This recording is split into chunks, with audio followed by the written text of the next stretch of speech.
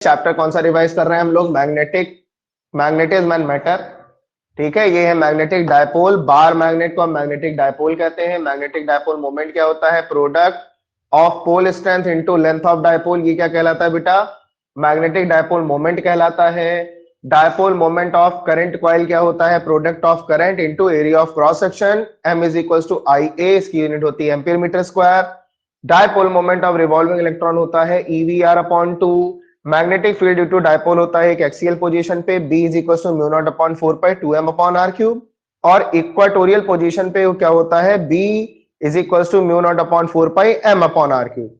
ठीक है, इसकी यूनिट क्या होती है? Tesla ampere metre square per metre cube काट करके म्यू नॉट अपॉन 4 पाई की वैल्यू आती है 10 to the power -7 tesla metre per ampere. और म्यू नॉट क्या होता है? यहाँ magnetic permeability of free space. Mu naught की वैल्यू होती है 4 pi into 10 to the power -7 और म्यू नॉट अपॉन 2 पाई की वैल्यू होती है 2 इंटू 10 टू द पावर -7। बस इतना समझा है। बस ये ध्यान रखना है कि जो ये डायपोल मोमेंट है वो हमारा एक वेक्टर क्वांटिटी होती है। ठीक है, कौन सी क्वांटिटी है? वेक्टर क्वांटिटी है। On dipole in magnetic field. ठीक है, अब मान लेते हैं हमारे पास ये मैग्नेटिक फील्ड बनी हुई है और ये हमारे पास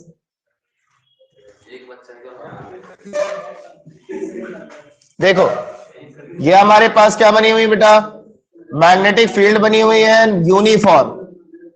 ठीक है, और ये हमारे पास रखा है बार मैग्नेट। ठीक, तो इस पर फोर्स लगेगा एक इस तरफ को और एक इस तरफ को। ये प्रोड्यूस करेगा बेटा टॉर्क। ठीक है, क्या चीज प्रोड्यूस करेगा? टॉर्क प्रोड्यूस करेगा। तो जो टॉर्क होगा टाउ इज इक्वल टू वो होता है IAB साइन थीटा। ठीक है, if coil has an turns, अगर कॉइल के पास क्या हो? एन टर्न हो, कैपिटल N, तो टाउ इज इक्वल टू हो जाएगा NIAB साइन थीटा। ठीक है, तो टाउ जो है अब NIA इज इक्वल टू होता है M के, तो MB साइन थीटा। ये हमारा फॉर्मूला आ जाता है टॉर्क का। ठीक है, since NIA is equal to small m यानी डायपोल मोमेंट।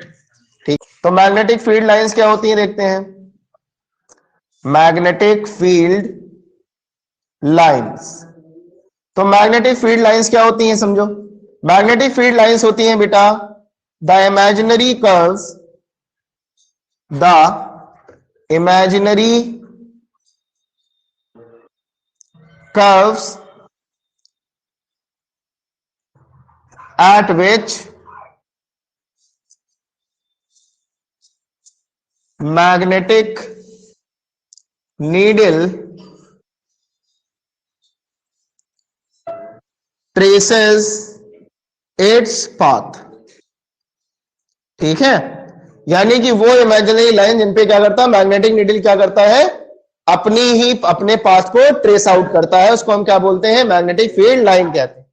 इनकी प्रॉपर्टीज आ जाती है बेटा। क्या प्रॉपर्टीज आएंगी देखिए। प्रॉपर्टी नंबर वन आती है they do not intersect each other, they do not intersect each other. ये एक दूसरे को क्या नहीं करते? इंटरसेक्ट नहीं करते हैं। नंबर टू क्या है बेटा? Two magnetic fields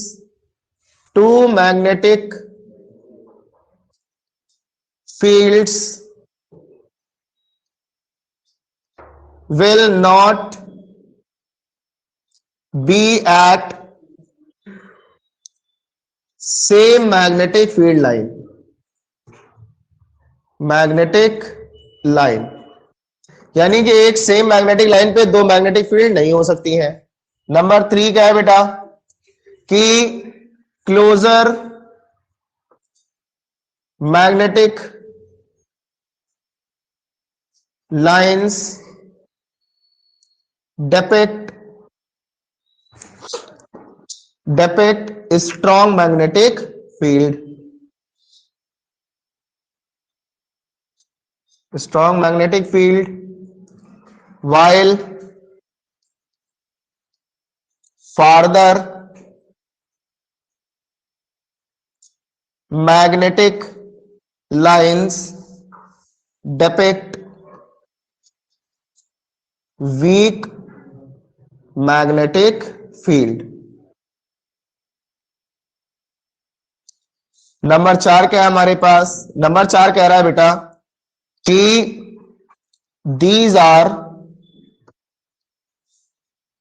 closed curves. ये क्या है? क्लोज्ड कर्व्स हैं। नंबर 5 क्या है हमारे पास?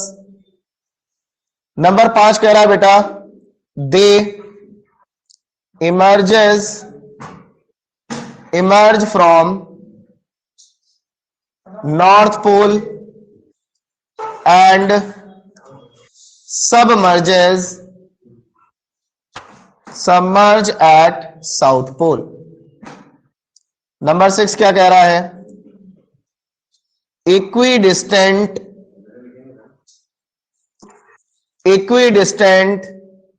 field lines depict uniform magnetic field। ठीक है, इतना हमारे पास चीजें आ जाते हैं। कुछ इंपॉर्टेंट चीजें जान लेते हैं हम लोग जो पढ़नी है हमको। मैग्नेटाइजेशन। मैग्नेटाइजेशन क्या होता है बेटा? बेसिकली क्या है ये होता है बेटा the ratio of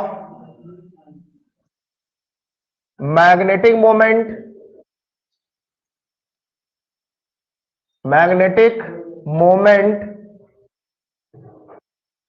and volume. हाँ, मैग्नेटिक मोमेंट और वॉल्यूम के रेशियो को हम लोग क्या कहते हैं? मैग्नेटाइजेशन कहते हैं। Capital M is equals to M upon capital V, ये इसका फॉर्मूला आ जाता है। ठीक है, अब इसकी यूनिट क्या हो जाएगी जरा बताओ? Ampere per metre. ठीक है, इसके अलावा आता है क्या हमारे पास? इसके बाद क्या आता है हमारे पास? मैग्नेटिक इंटेंसिटी, है ना? Magnetic intensity. मैग्नेटिक इंटेंसिटी क्या होती है भाई? देखो, मैग्नेटिक इंटेंसिटी होती है बेटा the strength of magnetic field at each point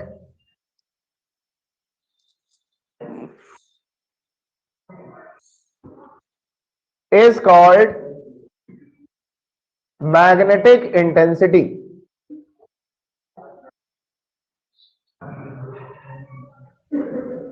ठीक है, इज कॉल्ड मैग्नेटिक इंटेंसिटी। इसे हम लोग H से रिप्रेजेंट करते हैं और इसका फॉर्मूला क्या होता है? म्यू नॉट अपॉन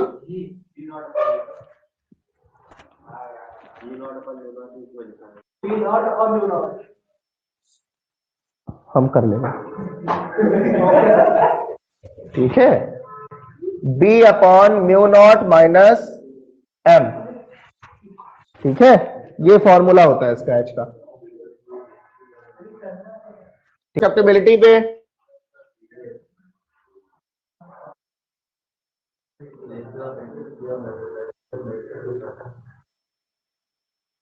देखो, मैग्नेटिक ससेप्टिबिलिटी बताती है बेटा it is a major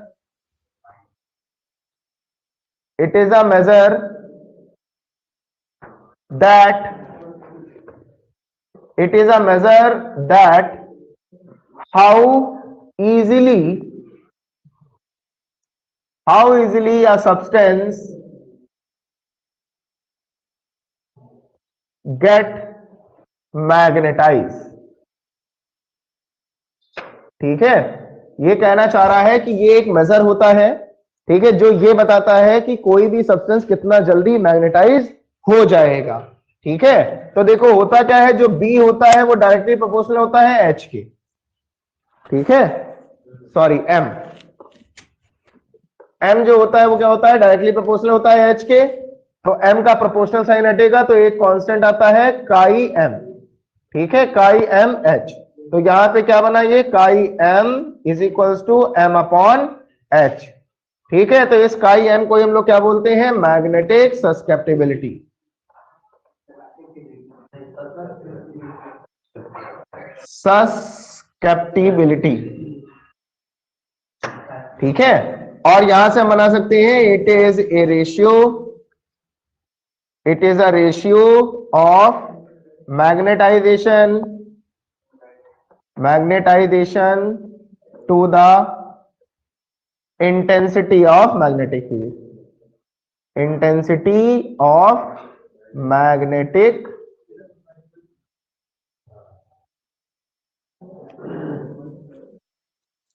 full stop.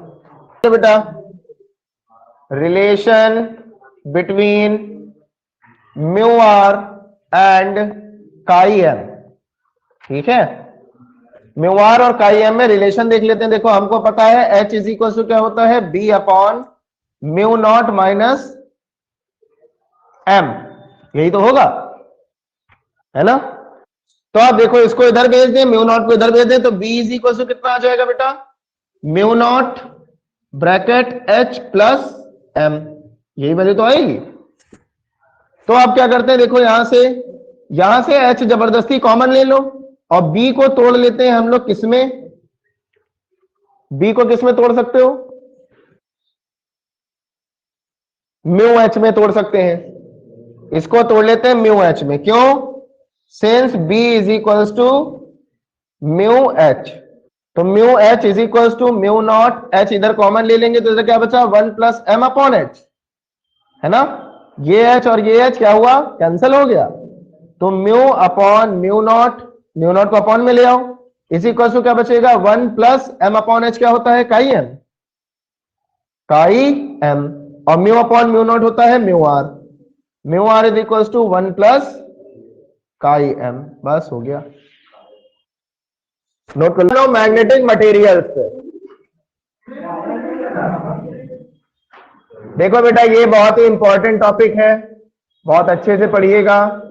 Magnetic materials, देखिए बेसिकली मैग्नेटिक मटेरियल्स 3 कैटेगरीज में क्लासिफाई किए गए हैं, ठीक है। 3 कैटेगरीज हैं इनके पास। कौन कौन सी? पहली है हमारे पास पैरामैग्नेटिक, नहीं पहली है डायमैग्नेटिक, पहली है हमारे पास डायमैग्नेटिक, ठीक है। दूसरी हमारे पास पैरामैग्नेटिक और तीसरी है हमारे पास फेरोमैग्नेटिक, फेरोमैग्नेटिक, ठीक है। तो डायमैग्नेटिक सब्सटेंसेस क्या होते हैं?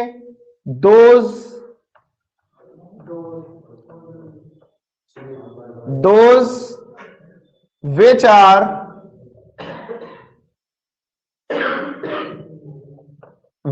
are feebly repelled, क्या होते हैं? repelled in magnetic field, जो क्या होते हैं? मैग्नेटिक फील्ड में फीबली हल्का सा रेपेल होते हैं, उल्टी डायरेक्शन में भागेंगे, ठीक है। वो क्या कहलाते हैं? डायमैग्नेटिक। पैरामैग्नेटिक सब्सटेंसेस क्या होते हैं? पैरामैग्नेटिक सब्सटेंसेस होते हैं which attracted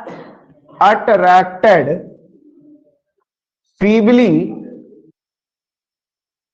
towards magnetic field, ठीक है। जो क्या करते हैं? हल्का सा मैग्नेटिक फील्ड की तरफ क्या होते हैं? अट्रैक्ट हो जाते हैं। और फेरोमैग्नेटिक क्या होते हैं बेटा? which strongly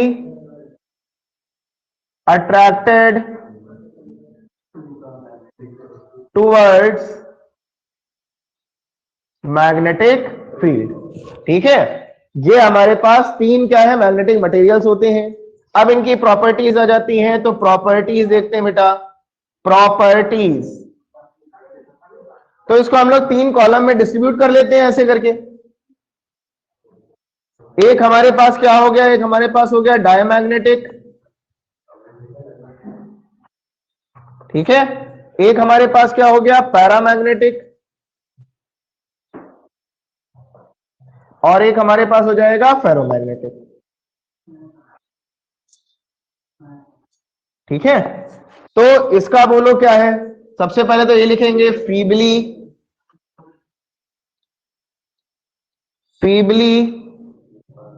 रेपेल्ड। ठीक है, ये क्या हो जाएगा इसका पहला, फीबली अट्रैक्टेड, फीबली अट्रैक्टेड। इसका क्या हो जाएगा, स्ट्रांगली अट्रैक्टेड, स्ट्रांगली अट्रैक्टेड। ठीक है, दूसरा पॉइंट देखते हैं क्या है, दूसरा क्या है, इनका जो मैग्नेटिक मोमेंट होता है बेटा, magnetic moment is negative and less than 1। ठीक है, इनका मैग्नेटिक मोमेंट क्या होता है, नेगेटिव होता है और 1 से कम होता है। नेगेटिव होगा तो जाहिर सी बात है 1 से कम ही हो जाएगा। ठीक है, अब नेगेटिव होता क्यों है, क्योंकि ये मैग्नेटिक फील्ड के अपोजिट डायरेक्शन में हो रहा है। ठीक है, इसलिए। ठीक है, इसका दूसरा क्या होगा, इसका जो मैग्नेटिक मोमेंट होता है बेटा, मैग्नेटिक मोमेंट पॉजिटिव होता है लेकिन लेस देन 1 होता है। ठीक है, लेस देन 1 होता है। और इसका क्या होता है, इसका magnetic moment, magnetic moment positive ही होता है और ग्रेटर देन 1 होता है, ग्रेटर देन 1। ठीक है, इसका नंबर 3 बताओ क्या होगा, सस्केप्टिबिलिटी। म्यू आर लिख लेते हैं, relative permeability mu r is always less than 1। ठीक है, ऑलवेज क्या होगी बेटा, लेस देन 1 होगी। और इसकी क्या होगी बेटा, इसका नंबर 3 क्या होगा, म्यू आर जो होगा इज ऑलवेज मोर देन 1। और इसका जो म्यू आर होगा इज लार्ज, बहुत ज्यादा होता है। इसके बाद में क्या है हमारे पास, सस्केप्टिबिलिटी आती है। इसकी सस्केप्टिबिलिटी नंबर 4 की क्या होगी बेटा, chi M is negative and small. ठीक है, इसकी काई एम क्या हो जाएगी, काई एम मतलब magnetic susceptibility is positive and small. ठीक है, और इसका क्या आ जाएगा, chi M is positive and greater. ठीक है, पांचवा क्या आ जाएगा, एक और देख लेते हैं हमारे पास, फिफ्थ क्या है भाई, they do not depend on temperature, है ना, दे इंडिपेंडेंट ऑफ टेम्परेचर। ठीक है, फिर नीचे वाला क्या होता है, दे ओबे क्यूरी लॉ। नंबर 5 क्या है, दे ओबे क्यूरी लॉ। ठीक है, फिर इसका क्या हो जाएगा, दे ऑल्सो ओबे क्यूरी लॉ। ये भी तो क्या होते हैं, क्यूरी लॉ को फॉलो करते हैं। ठीक है, तो ये हमारे पास 5 क्या हो गए, प्रॉपर्टीज हो गई। इसके अलावा एक चीज होती है, हम लोगों को 2 चीज पढ़नी है, एक तो पढ़नी है Curie law. Curie law, Curie law क्या कहता है बेटा, क्यूरी लॉ कहता है कि काई एम जो होता है it is inversely proportional to absolute temperature. क्या कहेगा, magnetic susceptibility, magnetic susceptibility is inversely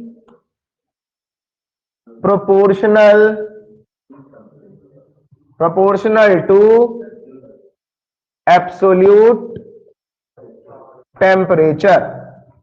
ठीक है, ये हो गया। और इसके बाद आता है critical temperature. Critical temperature, critical temperature क्या होता है, the temperature above which ferromagnetic substance, ferromagnetic substance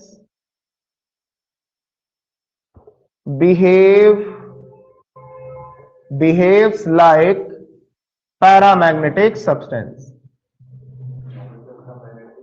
paramagnetic substance. यानी कि क्या होता है, टेम्परेचर इंक्रीज के साथ में मैग्नेटाइजेशन कम हो जाता है। ठीक है, क्या याद रखना है कि यहां नोट करके लिख लेंगे क्या बेटा, increase in temperature, increase in temperature, ठीक है, तो क्या होगा, डिक्रीज, डिक्रीज इन मैग्नेटाइजेशन। ठीक है, टेम्परेचर बढ़ने के साथ में मैग्नेटाइजेशन घटता है।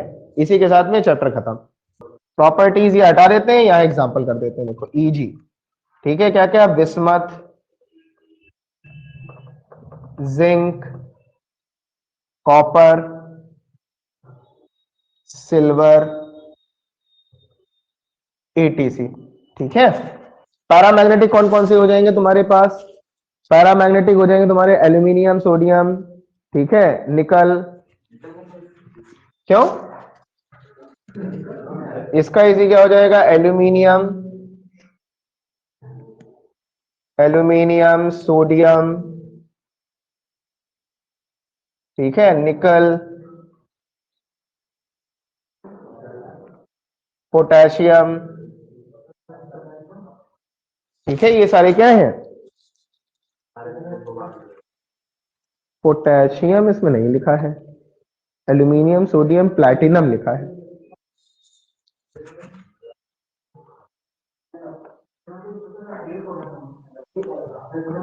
Platinum, etc. और इसमें तो बहुत सारे आ जाएंगे, इसमें क्या आ जाएगा इजी में, आयरन, निकल, कोबाल्ट, ठीक है, स्टील,